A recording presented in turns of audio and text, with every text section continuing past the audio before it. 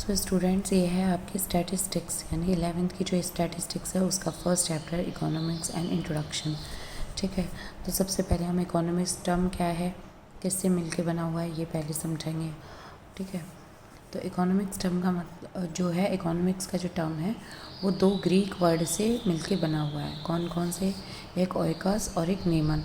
ठीक, ओइकस का मतलब होता है एक घर, नीमन का मतलब होता है टू मैनेज, यानी economics refers to household management, कि घर का मैनेजमेंट करना ही क्या है, इकोनॉमिक्स। ठीक है, अब ये जो डेफिनेशन है ये अलग अलग इकोनॉमिस्ट ने दी है। ठीक, जो इकोनॉमिक्स की जो डेफिनेशन है वो अलग अलग जो अर्थशास्त्रीय जो रहे, इकोनॉमिस्ट रहे, उन्होंने अपने अपने तरीके से दी। तो जिसमें सबसे पहले है वेल्थ की जो डेफिनेशन है वो दी गई थी एडम स्मिथ के द्वारा। एडम स्मिथ ने वेल्थ से कनेक्ट किया था इकोनॉमिक्स को। ठीक, फिर दूसरे नंबर पे आए अल्फ्रेड मार्शल, इन्होंने वेलफेयर से कनेक्ट किया। लायनल रॉबिन्स, इन्होंने स्कार्सिटी से कनेक्ट किया। और ग्रोथ ओरिएंटेड इन्होंने से रिलेट किया किसने, सैमुअलसन ने। ठीक है, इसमें एक चीज़ और मैं आपसे कहूँगी कि जो वेल्थ की जो डेफिनेशन है उसके बाद जो वेलफेयर की डेफिनेशन आई तो उन्हीं की डेफिनेशन को थोड़ा सा और एलेबोरेट करके बताया गया। मतलब इन्होंने इसकी डेफिनेशन को क्रिटिसाइज़ किया था और इसमें थोड़ा ऐड करके इन्होंने अपनी डेफिनेशन बताई। लायनल रॉबिन्स ने इनकी डेफिनेशन को, अल्फ्रेड मार्शल की डेफिनेशन को क्रिटिसाइज़ किया इकोनॉमिक्स की, और वेलफेयर में एक पॉइंट को ऐड करके इन्होंने स्कार्सिटी की डेफिनेशन दे दी इकोनॉमिक्स से रिलेटेड। ऐसे ही सैमुअलसन ने इनकी जो डेफिनेशन है स्कार्सिटी से रिलेटेड इसको क्रिटिसाइज़ किया। ठीक है, नहीं इतना ही तक इकोनॉमिक्स से सीमित नहीं है, और भी ब्रॉडर एरिया है, तो थोड़ा सा ऐड करके उन्होंने at the last growth oriented, तो जो सबसे अच्छी कही जाती है ग्रोथ ओरिएंटेड की डेफिनेशन की जाती है जो कि सैमुअलसन ने दी थी, कि उन्होंने हर चीज़ को कवर किया था अपनी डेफिनेशन में, इन सारी चीज़ों को कवर किया था। ठीक है, तो सबसे पहले है एडम स्मिथ। तो एडम स्मिथ ने कहा कि इकोनॉमिक्स जो होती है वो साइंस ऑफ वेल्थ है। ठीक, वो एक विज्ञान है किसका, वेल्थ का, धन यानी। ठीक है, अब इसमें हम पॉइंट्स के बारे में पढ़ेंगे कि क्या है। एडम स्मिथ को सबसे पहले तो हम फादर ऑफ मॉडर्न इकोनॉमिक्स बोलते हैं। ठीक, और दूसरा इन्होंने जो अपनी डेफिनेशन है वेल्थ से रिलेटेड ये दी थी इन्होंने अपनी famous book wealth of Nations, जो कि पब्लिश हुई थी 1776 में। ठीक है, उससे रिलेटेड जो वेल्थ की डेफिनेशन है इकोनॉमिक्स से रिलेटेड वो इन्होंने अपनी बुक में दी थी 1776 में। फिर वेल्थ का मतलब होता है वो goods which satisfy human wants, इन्होंने वेल्थ को भी क्लियर किया कि वेल्थ का मतलब वो है यहाँ पे जो सेटिस्फाई करें, वो गुड्स जो सेटिस्फाई करें ह्यूमन वांट्स को। ठीक, और यहाँ पे वेल्थ का मतलब होता है वैसे धन। ठीक, मॉनेटरी टर्म्स में बात होती है। तो एडम स्मिथ जो थे वो बहुत इंटरेस्टेड थे, बहुत ज़्यादा इंटरेस्टेड थे किस चीज़ में, mainly in studying the ways by which the wealth of all Nations could be increased, ये जो नेशंस की जो वेल्थ है वो किसी तरीके से इंक्रीज़ हो जाए, उन तरीक़ों को पढ़ने में, स्टडी करने में एडम स्मिथ बहुत ज़्यादा इंटरेस्टेड लेते थे। ठीक है, लेकिन क्या हुआ कि वेलफेयर डेफिनेशन जो अल्फ्रेड मार्शल ने दी थी उन्होंने इस डेफिनेशन को इनकम्प्लीट बताया, क्रिटिसाइज़ किया, क्योंकि उनका कहना था कि इन्होंने जो इस डेफिनेशन में सबसे ज़्यादा इम्पोर्टेंस दी गई है वो मटेरियल लेवल पे दी गई है वेल्थ के। ठीक है, यहाँ पे ह्यूमन वेलफेयर को इग्नोर किया गया है, बात भी ठीक है। तो मटेरियल वेल्थ की ज़्यादा इंपॉर्टेंस दी गई है, ह्यूमन वेलफेयर को इग्नोर ही कर दिया गया है, मोरल वैल्यूज़ को इग्नोर कर दिया गया है। तो फिर हम एक कदम आगे और बढ़ेंगे कि वेलफेयर डेफिनेशन में क्या हुआ कि इकोनॉमिक्स एक स्टडी होती है। ठीक है, economics is a study of man in the ordinary business of life, it inquires how he gets his income and how he uses it. अब इन्होंने सिर्फ इनकम तक सीमित नहीं रहे कि पैसा आपको कमाना है, जैसे इन्होंने कहा था एडम स्मिथ ने, इन्होंने क्या कहा था, ये भी देखना है, इंक्वायरी करनी है कि ये जो व्यक्ति है, ठीक है, जिसके पास पैसा है वो यूज़ कैसे कर रहा है इसको। ठीक है, इसी की स्टडी करना, एक ऐसा ऑर्डिनरी जो बिहेवियर है मैन का उसको स्टडी करना, वही क्या है वेलफेयर की डेफिनेशन। ये किसने दी थी, अल्फ्रेड मार्शल ने। अल्फ्रेड मार्शल का जो प्राइमरी ऑब्जेक्ट था वो था, according to Marshall the primary object and end of economics is a promotion of material welfare which is part of human welfare. कि प्राइमरी ऑब्जेक्ट मार्शल के according ये था कि जो इकोनॉमिक्स है, ठीक है, वो उसका एंड पार्ट जो है, वो इकोनॉमिक्स लास्टली यही कहती है कि मटेरियल वेलफेयर को प्रमोट तो करना चाहिए कि हाँ भाई ज़रूरत है उसे पैसों की, गाड़ी बंगले इन सब चीज़ की ज़रूरत है, लेकिन ये एक ह्यूमन वेलफेयर का पार्ट है, ना कि सिर्फ यही इकोनॉमिक्स है, ये एक ह्यूमन वेलफेयर का पार्ट है। कौन? Material welfare. ठीक है, आप एक सिलोजिज्म अगर बनाएंगे तो यहाँ पे लिखेंगे क्या? मटेरियल वेलफेयर, और इसके ऊपर आ जाएगा ह्यूमन वेलफेयर। ठीक है, ऐसे करके, या आप इसका अपोजिट भी कर सकते हो, मटेरियल वेलफेयर और ह्यूमन वेलफेयर। ठीक है, लेकिन ह्यूमन, इन्होंने डेफिनेशन में साफ साफ क्या बोला है? ह्यूमन वेलफेयर का पार्ट है मटेरियल, तो ह्यूमन वेलफेयर का पार्ट है मटेरियल वेलफेयर। ठीक है, अब क्या है? The distinction made by Marshall between economic and non economic activities was not accepted by Robbins. अब हमने क्या पढ़ा था कि हर किसी की डेफिनेशन क्रिटिसाइज़ किया जा रही थी उसके आगे आने वाले इकोनॉमिस्ट के द्वारा। तो अब कौन आए? मार्शल के बाद रॉबिन। तो रॉबिन ने मार्शल की डेफिनेशन को क्रिटिसाइज़ की। उन्होंने कहा कि इसमें मटेरियल वेलफेयर है, ह्यूमन वेलफेयर है, लेकिन बिना इकोनॉमिक और नॉन इकोनॉमिक एक्टिविटीज़ के ये डेफिनेशन इनकम्प्लीट है। ठीक है, तो Robins also asserted the economics not only studies about material goods but also about services. तो इन्होंने क्या कहा था कि इकोनॉमिक्स सिर्फ मटेरियल से रिलेटेड नहीं है। ठीक है, इकोनॉमिक्स सर्विसेज से भी रिलेटेड है, यानी इकोनॉमिक और ऐसी चीज़ों से भी रिलेटेड है जिन्हें हम नॉन इकोनॉमिक एक्टिविटीज़ बोल सकते हैं। ठीक है, तो उन्होंने इस वे में ये क्रिटिसाइज़ किया। अब है स्कार्सिटी डेफिनेशन। स्कार्सिटी डेफिनेशन क्या है? Economics is the science which studies human behavior. Economics is a science which studies human behavior as a relationship between ends and scarce means which have alternative uses. कि economics एक ऐसी science है जिसके अंदर हम क्या करते हैं? स्टडी करते हैं ह्यूमन बिहेवियर को। कैसे? एक रिलेशनशिप के तौर पे कि उसका काम भी है, इकोनॉमिक्स भी उसको अपनी चलानी है भाई, अपने काम भी करने हैं, और दूसरी तरफ जो रिसोर्सेज हैं वो स्कार्स भी हैं, कम भी हैं। ठीक है, और इन्होंने 3 शब्द के बारे में बात कही।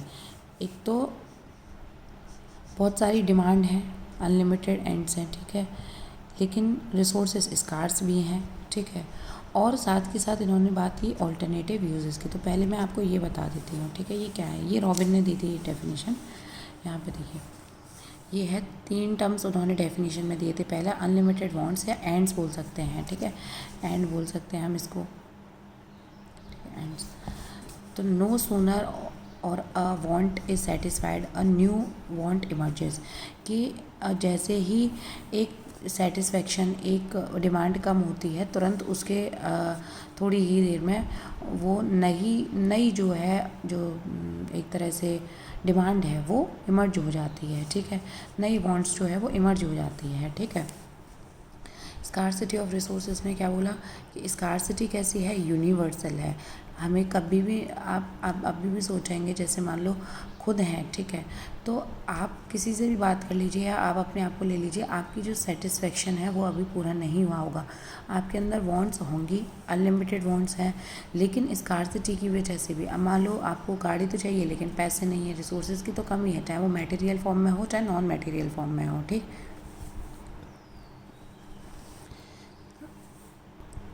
तीसरा है ऑल्टरनेटिव यूजेस। ऑल्टरनेटिव यूजेस का मतलब क्या है? Resources are not only scarce. Resources सिर्फ कम ही नहीं है, but they can also be put to various uses. कि रिसोर्सेज सिर्फ कम ही नहीं है, बल्कि रिसोर्सेज का ऐसे भी इस्तेमाल किया जा रहा है कि अलग अलग तरीक़ों से। ठीक है, जैसे पेट्रोल है तो हम नॉर्मली अपनी गाड़ी वगैरह में यूज़ करते हैं। ठीक है, लेकिन उसका ऑल्टरनेटिव पर्पस भी है जिसमें हम उसको यूज़ कर सकते हैं एज अ फ्यूल। ठीक है, तो जो ये जो डेफिनेशन है किसने दी थी? ये रॉबिन ने जो दी थी। स्कार्सिटी रिलेशन, स्कार्सिटी के जो बताई थी इकोनॉमिक्स रिलेटेड, उनमें 3 इन्होंने तीनों चीज़ के बारे में बात की। Ends, unlimited wants, scarcity of resources और ऑल्टरनेटिव यूजेस, वही इन्होंने बोला है। कि आपको वॉन्ट्स की भी स्टडी करनी है। इनके बीच में, तीनों के बीच में ही रिलेशनशिप को पढ़ना ही स्कार्सिटी की डेफिनेशन है जो कि रॉबिन ने दी है। ठीक है, तो ह्यूमन स्टडी है एंड की, स्कार्स मीन्स की, और साथ ही साथ ऑल्टरनेटिव यूजेस की। ठीक, robin gave this definition in his book. उन्होंने अपनी ये डेफिनेशन जो है ये किस में दी थी? एन ऐसे on the nature and significance of economic science. ठीक है, ये जो उनकी बुक का नाम था जो पब्लिश हुई थी 1932 में, उसमें उन्होंने ये डेफिनेशन दी थी।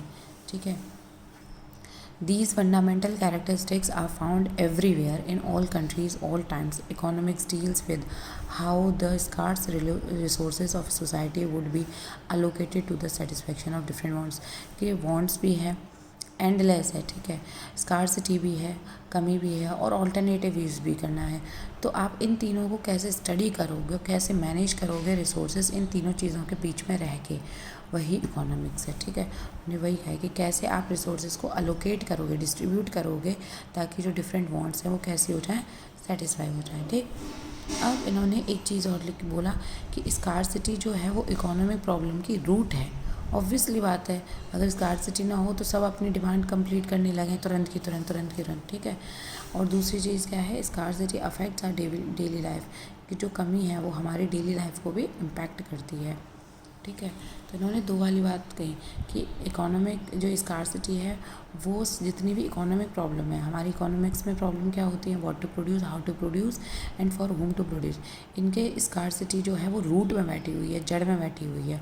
और इधर वो बोल रहे हैं कि स्कार्सिटी जो है वो हमारी डेली लाइफ को अफेक्ट करती है। ऑब्वियसली है भाई, कोई जड़ जैसी होगी वैसे ही तो उसका आगे ग्रोथ है पेड़ की, उस पर फ़र्क पड़ेगा। अगर जड़ ही ख़राब है तो वो ग्रोथ इतनी हो ही नहीं पाएगी। तो मैंने ये बोला कि इकोनॉमिक प्रॉब्लम के बीच में क्या है, रूट ही ख़राब है स्कार्सिटी की, इसीलिए इकोनॉमिक प्रॉब्लम कभी सॉल्व नहीं हो पाती है। ठीक है, और हमारी डेली लाइफ अफेक्ट होती है। अच्छा, अब इनकी डेफिनेशन के बाद कौन आया, सैमुअलसन, जिन्होंने ग्रोथ ओरिएंटेड बोला। तो सैमुअलसन ने इनकी डेफिनेशन को क्रिटिसाइज़ किया। क्यों? क्योंकि उन्होंने कहा कि जो रॉबिन है उन्होंने इकोनॉमिक प्रॉब्लम्स की जो प्रेजेंट की जनरेशन है, जो प्रेजेंट जनरेशन की जो प्रॉब्लम्स है, इकोनॉमिक प्रॉब्लम्स है, उसके बारे में तो उन्होंने बात की और वाकई में ठीक है, लेकिन इन्होंने अब फ्यूचर जनरेशन के बारे में कोई बात नहीं की। मतलब एक तरह से जो टर्म होता है ना सस्टेनेबिलिटी, जब आप फ्यूचर को भी साथ में लेके चल रहे, फ्यूचर जनरेशन को भी, तो उन्होंने वही कहा कि सैमुअलसन ने प्रेजेंट में जो स्कार्सिटी है उससे जो दिक्कतें हो रही हैं, इकोनॉमिक प्रॉब्लम्स हो रही हैं, उसके बारे में तो बात की, लेकिन फ्यूचर जनरेशन के बारे में कोई बात नहीं की। तो as economic problem do not always arise from scarcity, कि इन्होंने सैमुअलसन ने कहा क्या कि इकोनॉमिक प्रॉब्लम जो है वो हर बार स्कार्सिटी से अराइज नहीं होती है, they may also arise due to abundance of goods. बिल्कुल ठीक है, कभी कभार ऐसा भी होता है कि बहुत ज़्यादा गुड्स हो जाते हैं प्रचुर मात्रा में, एबंडेंस यानी प्रचुर यानी मोर देन रिक्वायरमेंट, जब गुड्स ज़्यादा अवेलेबल हो जाते हैं वहाँ पे भी जो दिक्कत है, इकोनॉमिक प्रॉब्लम है, वो बन जाती है। यहाँ पे आप दोबारा से समझिए, रॉबिन ने कहा था कि इकोनॉमिक प्रॉब्लम की जड़ में कौन है, स्कार्सिटी है, लेकिन सैमुअलसन ने इस चीज़ को क्रिटिसाइज़ किया कि नहीं, एबंडेंस भी, कभी कभार गुड्स बहुत ज़्यादा होना भी अराइज करता है किसको, इकोनॉमिक प्रॉब्लम को। तो इसमें एक एग्जांपल है great depression of 1930 in USA. जो ग्रेट डिप्रेशन हुआ था 1930 में यूएसए में, वो रियल जो एस्टेट है उससे रिलेटेड था। मुझे बहुत ज़्यादा डिटेल में तो नहीं पता है, लेकिन मैं इतना बताऊंगी, इसके बारे में आप पढ़ ज़रूर लीजिएगा, नहीं तो मैं कमेंट सेक्शन में इसके बारे में जो थोड़ा ब्रीफ है वो बता दूंगी। ठीक है, ग्रेट डिप्रेशन में इस तरह से हुआ था रियल एस्टेट कि बहुत ज़्यादा फ्लैट्स बनवा दिए गए थे, बिल्डिंग्स बनवा दी गई थी ताकि लोग उसमें रहें, लेकिन वो मोर देन रिक्वायरमेंट बन गई थी। ठीक है, तो जो कंपनी ने लोन लिया था उन बिल्डिंग्स को बनवाने के लिए, वो वहाँ पर फिर दिक्कत आई थी, क्योंकि जब लोग ही नहीं रह रहे थे उन बिल्डिंग्स में, फ्लैट्स में, तो दिक्कत हो रही थी कि अब वो कंपनी जो है वो लोन कैसे चुकाए, तो बहुत दिक्कत आई थी गुड्स के। तो ये एक ग्रेट डिप्रेशन का टाइम आया था 1930 में अमेरिका की वजह से। आप लोग पढ़िएगा इसको। इस ग्रेट डिप्रेशन की वजह से बहुत सारी इकोनॉमीज़ जो हैं वो अफेक्ट हुई थी, बहुत सारी इकोनॉमीज़। ठीक है, बहुत सारी इकोनॉमीज़ का मतलब बहुत सारे देश की इकोनॉमी। ठीक है भाई, जो कोई स्ट्रॉन्ग है, जो कोई पावर में है, ठीक है, अगर उसके उसके सामने परेशानी आती है तो ऑब्वियसली बात है जो उसके ऊपर डिपेंड है उनके भी परेशानी उनके लाइफ में आना शुरू हो जाती है। ठीक है, तो यही चीज़ थी। अब है लास्ट, ग्रोथ ओरिएंटेड डेफिनेशन। तो ये तो थी। तो सैमुअलसन ने अभी तक ये नहीं बताया मैं, सैमुअलसन ने क्रिटिसाइज़ तो किया, ठीक है, लेकिन उन्होंने अब अपनी डेफिनेशन क्या दी। तो इन्होंने बोला कि economics is the study of how man and society choose with or without the use of money. कि इकोनॉमिक्स का मतलब होता है कि स्टडी करना ह्यूमन बिहेवियर की, कि सोसाइटी है या जो कोई व्यक्ति है वो कैसे चूज़ करता है, कब, दो सिचुएशन में, या तो जब उसके पास पैसा हो और जब उसके पास पैसा ना हो। ये बहुत अच्छी बात बोली, ठीक है, या तो मोर देन रिक्वायरमेंट हो या लेस हो, ठीक है, कम हो, स्कार्सिटी हो या मोर देन रिक्वायरमेंट हो, तो उसकी चॉइस कैसी हो जाती है। To employ scarce productive resources which could have alternative uses. उन्होंने फिर थोड़े से टर्म्स जो हैं वो सेम हमारे पीछे वाले डेफिनेशन से लिए, ठीक है, रॉबिन ने जो दी थी। To produce various commodities over time and distribute them for consumption now and in the future among various people and groups of society। तो जो कहने का मतलब सिंपली ये था कि कमोडिटीज़ के लिए जो भी रिसोर्सेज यूज़ कर रहे हैं उनका प्रोडक्ट उनको कैसे डिस्ट्रीब्यूट किया जाए, ठीक है, उनको कैसे डिस्ट्रीब्यूट किया जाए, अलोकेट किया जाए, कि जिससे कि हमारी प्रेजेंट की जनरेशन की तो जो कंजप्शन है वो चल ही रहा है, ठीक है, वो आगे आने वाली फ्यूचर जनरेशन है उनके लिए भी कारीगर हो, ठीक है, उन्हें भी परेशानी ना हो। तो इन्होंने कहा था ग्रोथ ओरिएंटेड।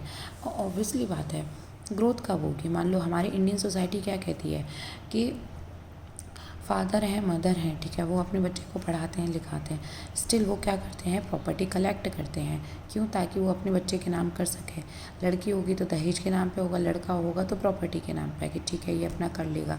तो वो उन्होंने फ्यूचर जनरेशन के बारे में सोचा। तो और उन्होंने क्या सोचा है कि लड़के के पास घर होगा तो जो इसका पैसा है वो और ग्रोथ के लिए इन्वेस्ट हो पाएगा। अगर इसने अभी घर में ही खर्चा कर दिया तो ग्रोथ रुक जाएगी, है ना। तो वो क्या करते हैं कि ठीक है हम मेहनत करके घर बनवा देते हैं, बाकी ये अपने आप इन्वेस्ट कर लेंगे। यानी घर से अब हम फिर पॉसिबिलिटी होगी कि अब हम कुछ और इन्वेस्ट अच्छा करके कहीं और अच्छी जगह उसे ग्रोथ में ऊपर आ पाएंगे, ठीक है। तो यही चीज़ इंडियन सोसाइटी में चलती है, हम यही सोचते हैं। तो आई होप आप लोग को ये जो डेफिनेशंस है वो बेटा क्लियर हुई होंगी। अब है नेचर क्या होता है, इकोनॉमिक्स की प्रकृति क्या होती है। जैसे इंसान की प्रकृति क्या होती है, नेचर ऑफ, अगर मैं ह्यूमन की बात करूँ तो क्या होती है, वो हंस देता है, रो देता है, भूख लगती है, उसको प्यास लगती है, गुस्सा आता है, चिड़चिड़ापन रहता है, ठीक है, प्यार है, ये सारी चीज़ें हैं। तो ऐसे ही इकोनॉमिक्स का नेचर कैसा होता है, तो ये है दो तरीके के नेचर होते हैं, साइंस या आर्ट। तो पहले तो आप ये समझेंगे कि कभी भी हम किसी भी चीज़ को इस तरह से बोलें कि अच्छा इसका नेचर क्या है, तो कोई बोल रहा है साइंस है, कोई बोल रहा है आर्ट है, कोई बोल रहा है नहीं इस सब्जेक्ट का नेचर जो है, इस चीज़ का नेचर वो साइंस और आर्ट दोनों में लाई करता है। तो मतलब क्या है, देखिए साइंस किस पे बात करती है, एक्सपेरिमेंट पे, ठीक, एक्सपेरिमेंट पे, फैक्ट्स पे, ये सारी चीज़ों पे क्या बात करती है, साइंस करती है। आप केमिकल्स को एक दूसरे के अंदर मिला रहे हो तो ये एक्सपेरिमेंट है, ठीक है, और गलतियाँ भी होती हैं, आप उनको रिजल्ट से, ठीक है। लेकिन आर्ट का क्या है, ये प्रैक्टिकल यूजेज है। साइंस में आप पहले लिखोगे कि अच्छा ऐसे करेंगे तो इससे ये सारी चीज़ें हो जाएंगी, आप एक तरह से इतना प्रैक्टिकली उसमें नहीं जाती हो, ठीक है, बाद में करते हो एक्सपेरिमेंट, लेकिन थ्योरेटिकल भी इसमें इन्वॉल्व होता है। लेकिन आर्ट में क्या है, प्रैक्टिकली ज़्यादा है। आप क्या कर रहे हो, सिर्फ कुछ, जैसे आर्ट क्या मतलब क्या होता है कि आपने कुछ ड्रॉ किया, ठीक है, गलती हुई तो उसको धीरे धीरे धीरे करके इम्प्रूव करते गए। अब ऐसा नहीं है कि आपने पहले लिखा होगा कि नहीं मैं इसको ऐसे करूँगा ऐसे करूँगा, ऐसा कुछ नहीं होता है, ठीक है। तो साइंस है और आर्ट है। तो साइंस फैक्ट्स पे बात करेगी, एक्सपेरिमेंट पे, और आर्ट वहाँ पे प्रॉब्लम सॉल्यूशन बात करेगी, लेकिन बहुत ज़्यादा अंदर डिटेल में नहीं जाएगी कि फैक्ट्स भी होने चाहिए, थ्योरी भी होनी चाहिए, ऐसा कुछ नहीं है, ठीक है। ये मैंने एक मोटे तौर पे आपको बताया है। अब आप और ज़्यादा क्लियर हो जाओगे जब मैं बताऊँगी आपको ये डिफरेंस क्या है, डिफरेंस नहीं, नेचर क्या है। साइंस हम इकोनॉमिक्स में कब कंसिडर करेंगे, इकोनॉमिक्स का नेचर साइंस क्यों कहलाता है। तो फर्स्ट पॉइंट क्या है कि जैसे साइंस में जो इकोनॉमिक लॉज होते हैं वो कैसे होते हैं, यूनिवर्सल होते हैं नेचर में, ठीक है, जो E = mc² है, ठीक है। मेरी साइंस बहुत अच्छी नहीं है तो E equals to M C square है, ये जो आइंस्टीन ने दिया, ठीक है। तो अभी कैसा है, यूनिवर्सल है, ये कहीं पे भी अप्लाई हो सकता है, ठीक है। और कोई भी आप साइंस का कोई भी थ्योरी है, लॉज है, वो उठा के देख लीजिए तो यूनिवर्सल होते हैं, ठीक है। तो ऐसे ही साइंस की तरह जैसे यूनिवर्सल होते हैं उसके लॉज, ऐसे ही इकोनॉमिक्स में होते हैं कि जो लॉज हैं वो यूनिवर्सल होते हैं। जैसे कि कंज्यूमर की थ्योरी जो है, कंज्यूमर इक्विलिब्रियम, यूटिलिटी, ये क्या है, ये बेटा कैसे हैं, यूनिवर्सल हैं, ठीक। लेकिन आर्ट में क्या होता है, आर्ट में सिर्फ अप्लाई करते हो आप क्या, आइडियाज़। अच्छा, मेरे दिमाग में ये आइडिया है, मैं ऐसे पेंटिंग बना के देखती हूँ, तो आइडिया होते हैं और सॉल्यूशन होते हैं, ठीक। अब साइंस में क्या है, ये फैक्ट से वेरीफाई करता है, इन्फॉर्मेशन से वेरीफाई करता है। ऑब्वियसली बात है, E equals to M C square क्यों हो गया, तो आप वेरीफाई करते होंगे इस चीज़ को, मुझे तो नहीं पता, लेकिन आप वेरीफाई करते होंगे फैक्ट से कि कोई फॉर्मूला लेकर आप यूज़ कर रहे होंगे, कोई थ्योरी का यूज़ कर रहे होंगे, उसमें इन्फॉर्मेशन ले रहे होंगे, जब जाके वो वेरीफाई हो पा रहा होगा कि हाँ E equals to M C square, ठीक है। यहाँ पे क्या है, यहाँ पे हम क्या समझते हैं, teachers us how to solve the problems of society, कि सोसाइटी की जो प्रॉब्लम है वो हमें कैसे सॉल्व करनी है, इकोनॉमिक प्रॉब्लम्स जो हैं वो कैसे सॉल्व करनी है डायरेक्टली, ठीक है, without any use of fact और इन्फॉर्मेशन, ठीक। ये हो जाता है। साइंस में क्या है, इन्वेस्टिगेशन कैसी रहती है, सिस्टमाइज्ड रहती है, ठीक है। किसी भी सब्जेक्ट मैटर की इन्वेस्टिगेशन कैसी रहती है बेटा, सिस्टमाइज्ड रहती है, ऑर्गेनाइज्ड रहती है, ठीक है। ऐसा नहीं कि आपने अभी प्रॉब्लम को रीड किया और तुरंत आप सॉल्यूशन आप दे देंगे, ऐसा नहीं है। आप एक एक कदम करके आगे बढ़ेंगे कि अच्छा ये करेंगे तो ये हो जाएगा, फिर उसके बाद ये हो जाएगा, इस तरह से पूरा सिस्टमेटिक होता है। आर्ट में क्या होता है, डायरेक्टली एम्प्लीकेशंस होते हैं ऑफ प्लान्स और पॉलिसीज़ के। हम मान लो कोई पेंटिंग बना रहे हैं, ठीक है, अब मुझे कुछ गड़बड़ लग रही है, तो मैं ये नहीं कहूँगी कि पहले मैं सिस्टमाइज़ की, पहले मैं मतलब कॉपी पे लिखूँ कि पहले मुझे ये करना है, गलती ठीक करनी है, फिर ये करनी है, ऐसा नहीं होगा। आप डायरेक्टली इम्प्लीकेशंस करके देखते हैं, आप डायरेक्टली उस गलती को सुधार के देख रहे हैं, क्योंकि अनटिल एंड अनलेस जब तक वो गलती आप उसमें चेंज नहीं करेंगे, आपको पता ही नहीं चलेगा कि वो ठीक होगी इस चीज़ से या नहीं ठीक होगी। तो प्रैक्टिकल इम्प्लीकेशंस होते हैं किसके, यहाँ पे प्लान्स के और पॉलिसीज़ के, ठीक है। अब क्या है, determine cause and effect, obviously बात है कि यहाँ पे लॉज हैं, ठीक है, फैक्ट हैं, तो और इन्वेस्टिगेशन हो रही है, तो क्या होता है, कॉज एंड इफ़ेक्ट, कि किसी कोई भी चीज़ इफ़ेक्ट, या जैसे मान लो आपको आपका जो इफ़ेक्ट है, आपको बहुत ज़्यादा ठंड कब लग रही है, तो कॉज हो सकता है कि आप ठंडे पानी से, बहुत ठंडे पानी से, या किसी गलत टाइम पे, इस तरह से हो सकता है कि आप नहा लिए होंगे, है ना। तो कुछ ना कुछ कहने का मतलब सिंपली ये है कि साइंस हमेशा ये कहती है कि जो भी आप कर रहे हो, जो भी आपने है, वो कहीं ना कहीं किसी चीज़ का कॉज रहा होगा। अगर फ़िलोसफिकल में जाऊँगी मैं थोड़ा, तो ये है कि अगर आपके जीवन में दुख है तो कहीं ना कहीं चुनाव आपका रहा होगा उस दुख में शामिल होने का, ठीक है। यही सेम चीज़ साइंस है और यही साइंस इकोनॉमिक्स का नेचर भी है, ठीक है। कि जो भी एंड रिज़ल्ट है वो कहीं ना कहीं आपके कुछ इनपुट आपने ऐसा दिया होगा, इसीलिए आउटपुट ऐसा निकला है, ठीक है। अब यह है बेटा, यहाँ पे इकोनॉमिक एक्टिविटीज़ और नॉन इकोनॉमिक एक्टिविटीज़ के बीच में डिफरेंस क्या है। तो सबसे पहले है मीनिंग क्या है, human activity related to production and consumption of goods and services for economic gain, कि जो भी ह्यूमन एक्टिविटी होती है किससे रिलेटेड, प्रोडक्शन या कंजप्शन से रिलेटेड, किसके, गुड्स एंड सर्विसेज के, किसके लिए, इकोनॉमिक गेन के लिए। भाई कुछ ना कुछ हाथ में पैसा वैसा आना ही चाहिए, ठीक है, इकोनॉमिक गेन होना ही चाहिए। इकोनॉमिक बिना पैसे के तो बढ़ नहीं जाएगी इकोनॉमिक, ठीक है। तो इकोनॉमिक गेन का मतलब है मॉनेटरी टर्म्स में, असेट्स में, है ना, ये बढ़ना चाहिए जब भी वो ऐसी एक्टिविटी जो प्रोडक्शन कंजप्शन से रिलेटेड होती हैं, जिससे इकोनॉमिक गेन होता है और रिलेटेड हो गुड्स एंड सर्विसेज से, वही होती हैं इकोनॉमिक एक्टिविटीज़। नॉन इकोनॉमिक क्या होती है कि ये परफॉर्म तो की जाती हैं, ये खुशी से परफॉर्म की जाती हैं अपने मन से, ठीक है। तो यहाँ पर ये क्या रहता है, एम इनका रहता है सिर्फ सर्विस देना है, ठीक है, उससे मिल क्या रहा है, इससे उन्हें कोई मतलब नहीं है। दूसरा है नेशनल इनकम। तो जो इकोनॉमिक एक्टिविटीज़ होती हैं ना बेटा, वो वैल्यू ऐड करती हैं किसमें, नेशनल इनकम में। नेशनल इनकम के अंदर ये जो इकोनॉमिक एक्टिविटीज़ से जो रिज़ल्ट निकलता है वो ऐड होता है, ठीक है। ये नेशनल इनको अफेक्ट नहीं करती हैं, ठीक है। मान लो कोई बीमार था, अब मैंने उसका थोड़ा देखभाल कर दी, तो ये एक सर्विस हो गई, मैंने सर्विस दे दी कि हाँ चलो मान लो मेरा भाई है या मेरी बहन है तो ठीक है, कोई दिक्कत हो गई तो मैंने उनको सर्विस दे दी।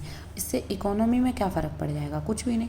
तो ये नेशनल इनकम को कोई भी अफेक्ट नहीं पड़ता है इस चीज़ से। मोटिव क्या होता है? इकोनॉमिक है, ऑब्वियसली बात है कि क्या होता है मोटिव? मनी अर्न करना, ठीक है। यहाँ पे क्या मोटिव होता है? सोशल और psychological, that is out of love और अफेक्शन से जो भी आप काम करते हो सोशली लेवल पर, साइकोलॉजिकली लेवल पर, वो नॉन इकोनॉमिक एक्टिविटीज़ के अंतर्गत आएगा, ठीक है। अब रिज़ल्ट क्या निकलते हैं? रिज़ल्ट है कि यहाँ पे वेल्थ क्रिएट होती है और असेट क्रिएट होते हैं, ठीक है। असेट बेटे यानी प्रॉपर्टी, ठीक है, जैसे मशीन की, कार की, फर्नीचर की, ये सब क्या है? प्रॉपर्टी। ज्वेलरी की, गोल्ड की, है ना, ये सब क्या प्रॉपर्टी। और वेल्थ यानी जो आपके पास कैश में है एक तरह से, ठीक है। तो अब यहाँ पे क्या है? नॉन इकोनॉमिक एक्टिविटीज़ में रिज़ल्ट क्या निकलता है? सेटिस्फेक्शन मिलता है, खुशी मिलती है कि हाँ चलो जिसको हेल्प की ज़रूरत थी मैंने हेल्प कर दी, तो सेटिस्फेक्शन मिलता है। अच्छा, यहाँ पर सेटिस्फेक्शन नहीं मिलता, चाहे आप कितना भी कमा लीजिए सेटिस्फेक्शन नहीं मिलता है, आपको सम मोर होना ही रहता है। जैसे कि एलन मस्क जो ट्विटर, जिसे हम अब एक्स का नाम से जानते हैं, उनका भी क्या कहना है? सम मोर, ठीक है। और अप्रोच क्या होती है इकोनॉमिक एक्टिविटीज़ की? प्रेगमेटिक होती है। प्रेगमेटिक यानी ये प्रॉब्लम को सॉल्व करते हैं किस में? प्रैक्टिकल वे में। प्रैक्टिकल वे में प्रॉब्लम्स को सॉल्व कर रहे हो तो वो उसका मतलब है, उसका जो अप्रोच है वो कैसी है? प्रेगमेटिक है, ठीक है। और इसकी कैसी अप्रोच रहती है बेटा? वो होती है आइडियलिस्टिक, यानी मोरल वाली होती है कि सामने वाले को परेशानी ना हो, ठीक है, उसका दिन ना ख़राब हो जाए, उसका मूड ऑफ ना हो जाए। हाई मोरल लेवल पे रहती है, सोशल रहती है और थ्योरेटिकल स्टैंडर्ड होता है, ठीक है। तो आई होप आप लोगों को ये चैप्टर क्लियर हो गया होगा इकोनॉमिक एक्टिविटी से नॉन इकोनॉमिक एक्टिविटी। कोई डाउट हो तो बता देना मेरे को।